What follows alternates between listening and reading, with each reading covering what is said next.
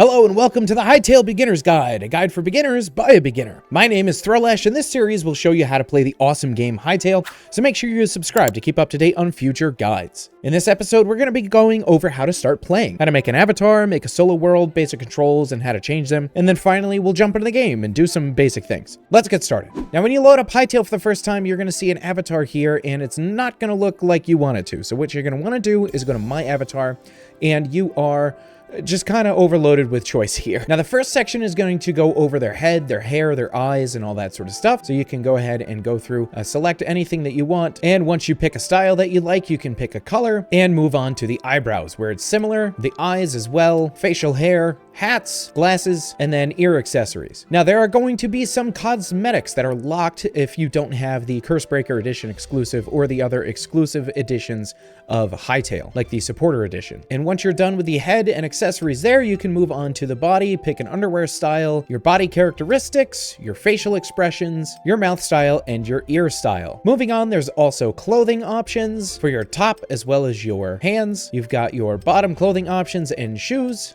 and also some pretty cool capes. Once you've made the changes that you want, go ahead and hit save. Alternatively, you can just randomize all of your options if you'd like to, or just completely reset your avatar. Let's head into the settings area real quick, and there's a couple of settings that I want to highlight right off the bat. The first one, if you're looking for a more sort of World of Warcraft experience, you can show entity health bars. And then in gameplay, this one's extremely important. If you have arachnophobia, there is a way to turn off the spiders. They essentially turn into crabs. Video, audio, and mouse controls are pretty similar to any video game. Just go ahead and take a look, and there are these wonderful little tooltips off to the right that show you what each one of these does. Controls we'll get into in just a bit. I want to load up the game first. As always, hit save changes down to the bottom, and we'll go into how to create a world. Now you're going to click on the worlds option, and you have two options right now, exploration and creative. Creative is kind of like creative Minecraft, where you can fly around, you can do whatever you want. Exploration is kind of your basic survival game. What you're going to do is go ahead and create a name for your game. You can click on the settings options for this as well. You turn on PvP, have fall damage. So on death, you can turn on keep inventory, so you can have none, nothing will drop. You can do partial drop, and you can actually say how many of your resources and your durability on your items are gone, or you can have everything drop. I'm going to keep it at default for right now. We're going to apply settings and hit create world. What this is going to do is it's going to create your own essentially private server that you can play on, and it will take a little while to boot up. Now, once you boot up into the game, you will be in this swirly little thing in the first gate of the Echo. And this is kind of, I don't want to call it a mausoleum, but it looks mausoleum-esque. And what you're going to do is move your mouse to look around. You can click with the left click option to punch. You have a secondary action, which is the right click mouse button. Usually that's like blocking with some stuff. And then you can also look around and interact with certain things in the world. For example, if you walk over to this candle by turning your mouse and then using WASD to move around, you'll see that you get a tooltip, press F to turn off. So if you press F, it will shut that candle off. There are other things as well. If you look down at this stone rubble, you can press F to pick it up, and you have your first little bit of resource. Stone is used to craft various things. We'll get to that in a different episode. Other things that you can do is you can punch stuff. So if you just continue to punch things, as you can see, these blocks look like they are starting to break, and the more you can hold down the mouse button, or you can just rapidly click. And once it gets to a certain breaking threshold, it will actually drop the block, and you can go ahead and pick it up. Now, down at the bottom of the screen, we have a hotbar here, and I'm using my mouse wheel to scroll down to go to the different individual things on the hotbar. As you can also see, there are numbers there. So if you hit number 2 on your number line up at the top of your screen, you will go to that item in the hotbar. Now, where the right click comes in on certain items like this cobblestone here, you can actually right click while looking at something, and it will place that block right there. Almost the entire world is interactive, which is pretty incredible. If I had the time, I could stand here and punch this statue to the point where it broke. And then I'd go ahead and get the statue of an ancient knight. And as you can see, as I look around, this one has a little bit of a ghost effect that'll show you where it's going to go. And based on the way that I'm facing, it will change the facing of this as well. I'm just going to go ahead and put that back for now. So what I suggest for your first time is just punch things. It's just try and punch stuff, because you never know what's going to drop. So if you punch this here, look, we've got some moss now. Punch a vase, see if there's stuff inside of it. You can even punch these little rock thingies and they will drop as well. You see a stalagmite down on the ground? You can punch that. Maybe you'll get some rocks out of it. And look at that, I got cobblestone out of it. So what I would suggest in this starting area is just kind of hit everything. Look at that. I got some sticks from that bush there. There's also stuff in the ceilings and stuff on the wall. Look at that. You can break things and you'll get other items as well. In this here, we've got some plant fiber. Now, if you're interested in a more other block game experience in Minecraft, if you're looking for a more Minecraft feel, we'll change some controls to make this game feel a bit more like Minecraft. What I'm going to do is hit the escape key on my keyboard. I'm going to go to settings and go to controls. And there are a number of controls that we are going to change to make this feel a little bit more at home, especially for me. The first one being the sprint behavior, we want to set that to toggle. For crouch, we want to set that to left shift. And for sprint, we want to set that to left control. Drop item, I usually set this to the minus on the keypad. Open inventory, you want to set to E. Show player list to tab. Take screenshot, you're going to want to set to F2. There are a couple of other things in here that you might want to change. What I might suggest here is usability 1, 2, and 3. These here, you might want to set these ones to Z, X, and C. And activate camera rotation, I would set that to F5. And that's that. I'm going to go ahead and hit save changes. And now when I hit E, I'll pull up an inventory. When I hit the left shift, I will crouch, and left control will allow me to sprint, and I don't have to hold it down. Now, before we even leave, I am going to hit E on my keyboard to open up my inventory. If you haven't changed this yet, you're going to hit tab on your keyboard, and you'll see that we have a number of things going on here. You have your beautiful avatar. We've got a couple of pocket crafting items that are available here. If you pick up enough stuff, you'll be able to craft certain things, like a campfire, a crude bedroll, some torches, etc. This will all come in handy later. Over here, we have our inventory, and take note of this item right here. There is an option to sort items by type, and if you click on that, it will sort these items that you have in here by their type. If you want to move things in or out of your hotbar, you would just click on them and it will move the entire stack. If you want to take one of those items, you're going to right click to take one of those items. And to take half of the items, you're going to shift right click. If you want to transfer from your hotbar to the inventory, you will just shift left click on it. Now over in your avatar area, we have a couple of important bits. There's armor bits over here, which we'll get to in a later episode.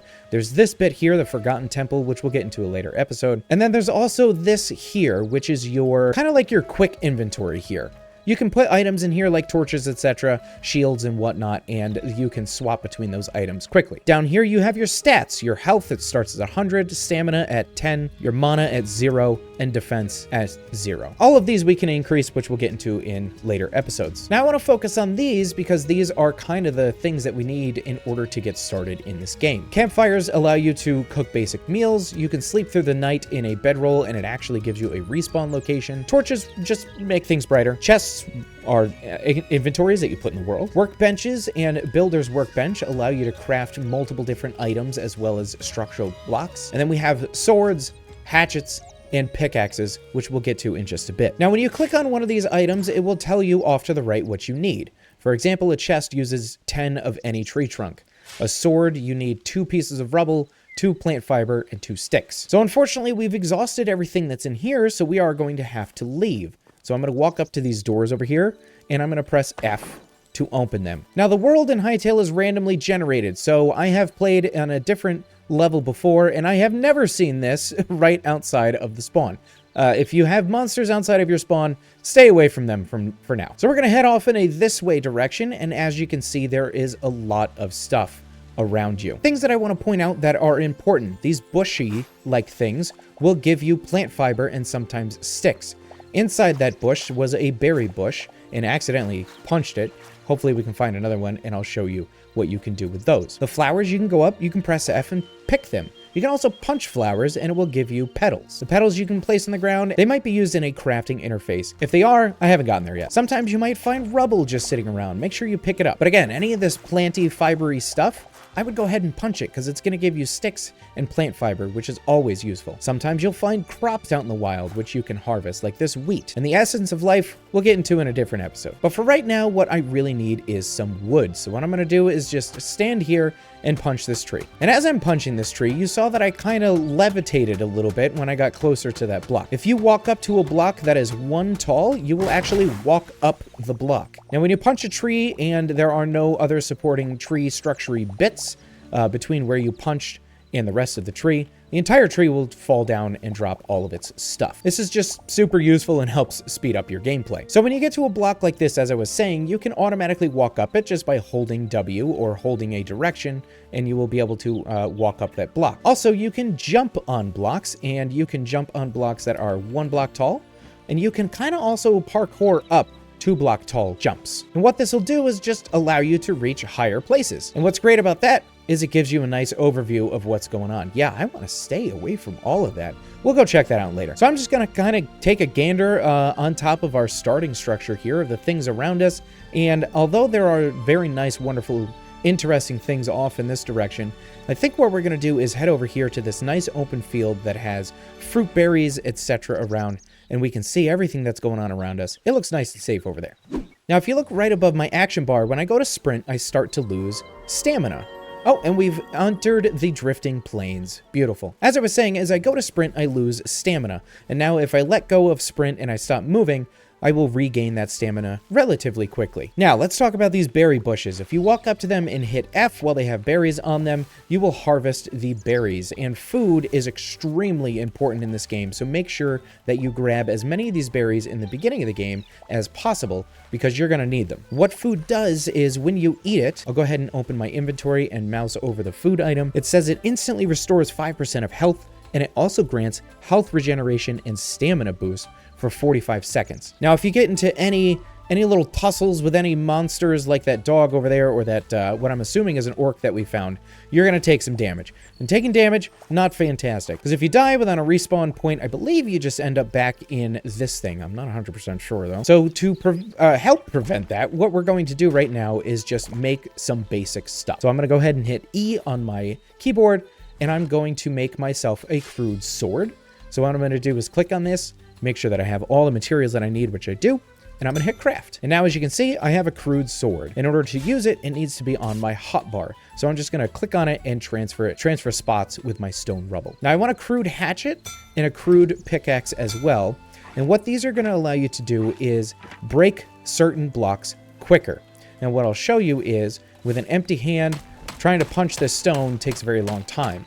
But if I have a crude pickaxe, it only takes a few swings. And as you can probably already assume, same thing applies with trees with the hatchet. So we head down over here, and we start beating on this wood here, and boom, now we've got all the wood. We're not gonna get into combat in this episode. However, there is something that I wanna show you with this knife, is it looks like it cuts a bit more of foliage when you attack foliage. And just be careful if you're near berry bushes that you don't slice those open. So I think, like I said, this is a perfect spot as any to set up a little bit of a base camp. So we're gonna go ahead and make ourselves a campfire, which will be added to our inventory. And we're gonna make ourselves a chest as well, so we can put some of our stuff away. Now our campfire, we're just gonna place down, and our chest we're gonna place down as well. And the campfire we'll get into in a different episode, but this chest works as another small little inventory. So what you can do is, I'm holding left shift and I'm just gonna click on some of our stuff in order to put it in there. Now you don't wanna put everything away. There are some things that you're gonna wanna keep on you, like the stone rubble as well as the plant fiber and sticks, so that way you can use them to craft things as you need. And like I said before, don't forget about the sort items by type. And also keep food on you. Make sure you keep food on you. Now, there are all sorts of things that we haven't gone over yet, like combat and how to get other more advanced food, as well as making things like workbenches, etc., etc. But we are going to have to get to those in a different episode. Thank you so much, everybody, for watching. I really hope that you enjoyed. If there's anything that you would like me to go over, make sure that you let me know down in the comments below. And hey, if there's anything I missed or got wrong, let me know there as well, so we can learn this game together. My name is Throwlash. Make sure to like and subscribe and follow, and I'll see you all in the next one. Bye-bye.